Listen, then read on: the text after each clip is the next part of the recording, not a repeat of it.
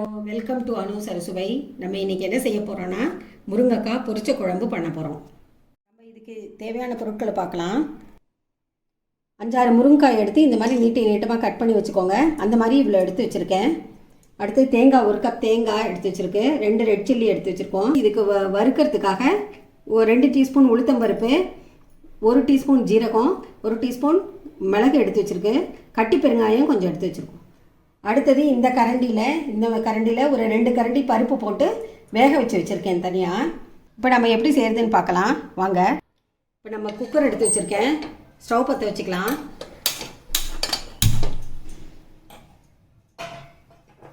கொஞ்சம் தண்ணி விட்டுக்கலாம்.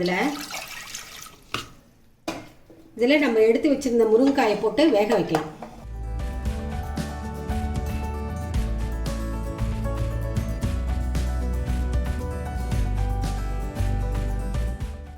இப்போ முருங்கைக்காய்க்கு தேவையான கொஞ்சமான உப்பு போட்டுருந்தா போகிறோம். அது வேகட்டும், முருங்கைக்காய் வேகட்டும். இப்போ ஒரு 5 to 10 மினிட்ஸ் முருங்கைக்காய் வேகட்டும்.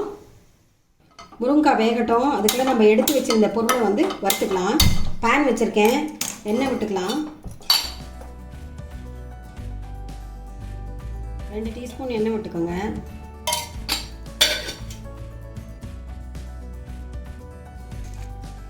ஃபஸ்ட்டு எடுத்த இந்த கட்டி பெருங்காயத்தை போட்டுக்கலாம்.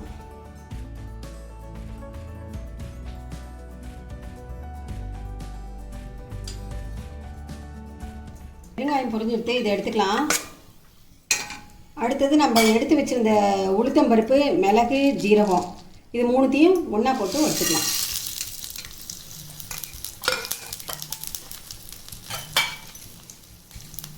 எடுத்து வச்சுருந்த வத்த மிளகாயும் போட்டுக்கலாம்.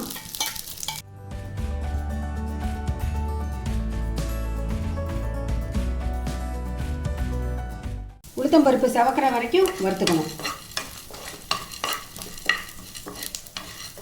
ஸ்டவ்வை எப்போவுமே சிம்லேயே வச்சுக்கோங்க, அப்போ தான் இதாகாது.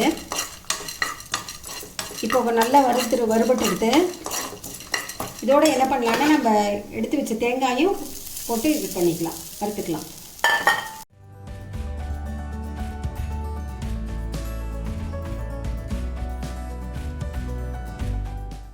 ஸ்டவ் ஆஃப் பண்ணிடுங்க. இப்போ இதை மிக்சியில் போட்டு அரைச்சிக்கலாம். இதை பாருங்கள், வறுத்ததெல்லாம் மிக்சியில் போட்டு கொஞ்சம் தண்ணி விட்டு இந்த மாதிரி அரைச்சி வச்சுக்கணும். அரைச்சிட்டு வந்துட்டோம். இதை பாருங்கள், நம்ம போட்ட முருங்கைக்காய் எல்லாம் வெந்துருச்சு. இந்த மாதிரி எடுத்து பார்த்து இப்படி பார்த்தாவே தெரியும் வெந்துடுது. இப்போ நம்ம என்ன பண்ணலான்னா நம்ம அரைச்சி வச்சதை இதில் போட்டுக்கலாம்.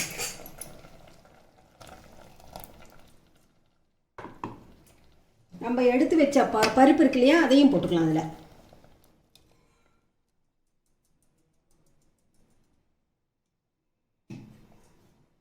இப்போ நம்ம எல்லாத்தையும் போட்டுட்டோம். இப்போ இதுக்கு தேவையான உப்பு போட்டுக்கலாம். இப்போ எல்லாத்தையும் போட்டாச்சு. இது ஒரு 5 மினிட்ஸ் கொதிக்கட்டும். இப்போ முருங்கையில் என்னென்னா முருங்கை மரத்தில் முருங்கைக்காய், இலை, பூ எல்லாமே ரொம்ப சத்துள்ளது, எல்லாமே பயன்படும். முருங்கைக்காயில் விட்டமின் பி நிறைய இருக்குது.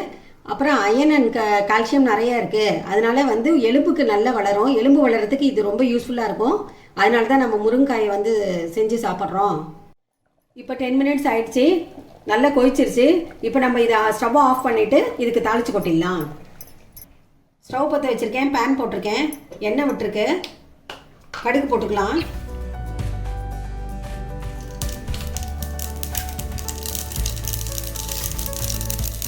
ரெண்டு உளுத்த பருப்பு போட்டுக்கலாம். நல்லா வெடிச்சிருச்சு. இப்போ இதை எடுத்து அதில் போட்டுக்க வேண்டியதுதான். 2 கொத்தமல்லி போட்டுக்கலாம். இப்போ நம்மளுடைய முருங்கைக்காய் பொரிச்ச கூட்டு ரெடி ஆகிடுது. சூப்பராக இருக்குது. நல்ல சூடான சாதத்தில் நெய் விட்டு இதை போட்டு சாப்பிட்டிங்கன்னா சூப்பராக இருக்கும். நீங்களும் செஞ்சு சாப்பிடுங்க, ரொம்ப அருமையாக இருக்கும். உடம்புக்கும் நல்லது, ஹெல்த்தியான இதுங்கிறதுனால வாரத்தில் ஒரு நாள் இதையும் சாம்பாருக்கு பதிலாக கூட்டு ஒரு நாள் பண்ணி சாப்பிட்லாம்.